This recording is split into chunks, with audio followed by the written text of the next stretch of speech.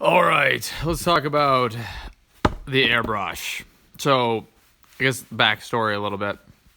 I am coming up on my 2-year painting anniversary, and in that course of time, as I was watching videos and stuff, I noticed people use airbrushes, and I looked at it as being an expense that would have not work with how I was hobbying and my hobby budget and all that kind of stuff.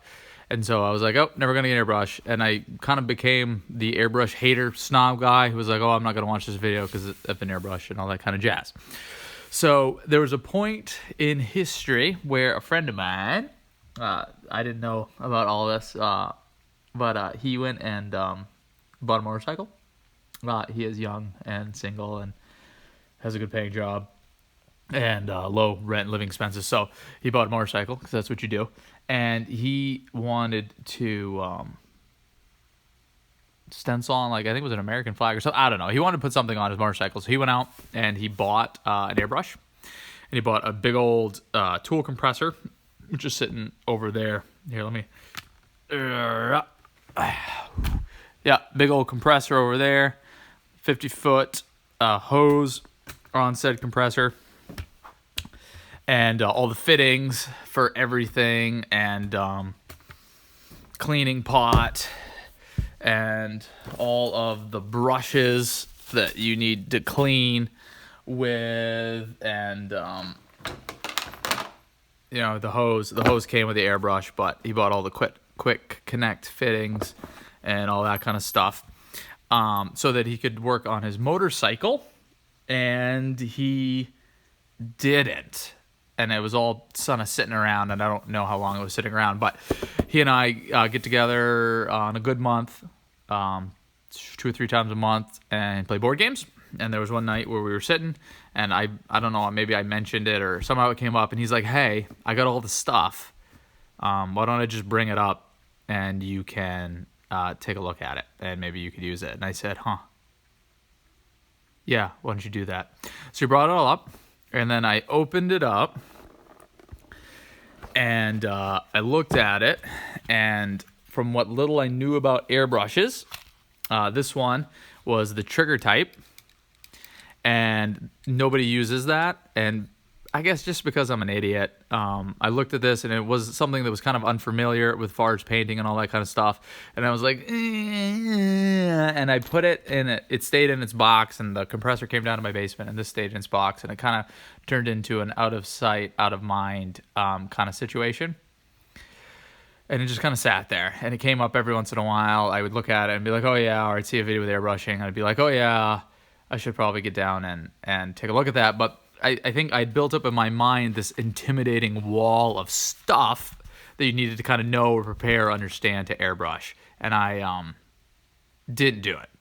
So then a couple weeks ago, maybe even a month ago now, I was listening to, it was 2 things happened in the same week. These things sometimes happen when you're doing the hobby stuff. I was watching the Not Just Mecha channel with Marco, and he was doing an airbrushing series. And at the time when I looked at this, I thought this was a single action airbrush too. And everybody's always like, oh, you gotta have your double action. And so I was watching this thing on airbrushing, and he's like, look, even if you have the cheapest single action airbrush that isn't like the thing that everybody uses or everybody recommends, just prime with it. Just get it out and prime with it, and you can do zenithal priming and just use it for that. And I was thinking, yeah, that's true, and I got that sitting there. Maybe it's not the kind that people recommend, but maybe I should check it out. And then I was listening to the Trapped Under Plastic podcast. That's Scott the Miniature Maniac, Scott Walters and his friend John. And they had an episode where the topic is airbrushing cheating? And they talked about airbrushing and that kind of stuff. And it was a good episode. And one of the things that they talked about was this idea that airbrushing was so expensive. And that was something I had in my brain. And it's true to the extent that that initial purchase, which now looking at it now, it's not as much as necessarily what I thought it was, but it is. But they pointed out the concept of spray can primers. So I got Citadel, Corix White, and KS Black. This is what I've been using. I like them. And I use these because cheap, you can buy cheapo Walmart primer and use it. It's fine. It's not as smooth, and the grains are not as small, and so you're more likely to obscure details, and the paint job is going to be a little rougher, but you could do that. I didn't want to do that. And then I tried cheaper primers, specifically Army Painter, and I had like 3 cans of Army paper gum up on me, and I hadn't even used like half of it before. Their white was really bad, and I think it's because their white is like a true white, and white pigment is so massive that it just clogs easier. And I was doing the stuff, I was shaking it, and I was spraying it upside down afterwards, and I was keeping it warm, and I was shaking it for extra minutes and all that. And so I started picking up the Citadel primer because it's just, in my opinion, better. It's a smoother finish. The layers are thinner. The nozzles are better. I don't get as much paint on my finger. The propellant is better. I get better propellant out of these, and I have used these cans until it was basically just spraying air, and all the paint was out, and it went all the way. So I really enjoyed it, and I've been zenithal priming with them, and it works out really, really well. You can see my videos on that, whatever. But these, my friend, the local game store, are like $17 a pop, $18 a pop. They're expensive. And what they were saying on that podcast is, yes, okay, buying that airbrush is expensive, but even if you were just using your airbrush instead of the cans, the amount of money you're going to save, the airbrush will pay for itself. Because this little thing right here, I got this at my friend the local game store for like $8, and this will prime hundreds of minis. And after listening to that, I was like, man, I got to get that airbrush out. I just got to get over my fear of it.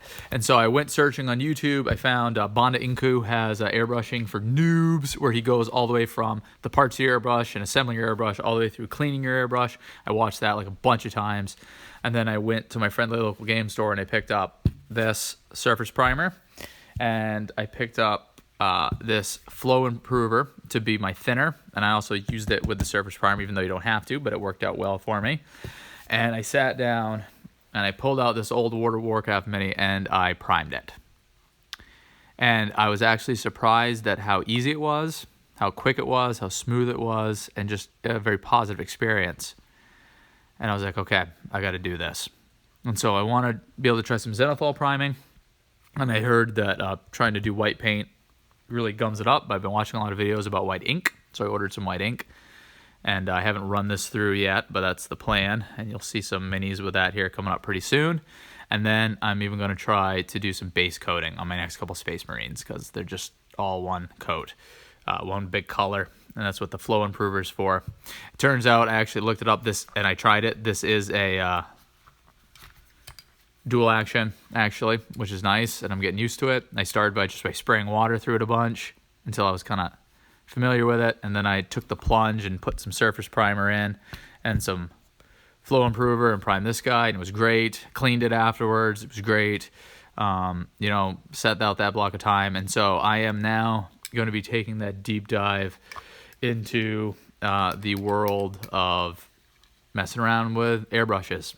And it may not be the airbrush everyone says that you should buy, but I didn't pay for it, and it just kind of worked out that it plopped in my lap, so I got it. Might as well use it.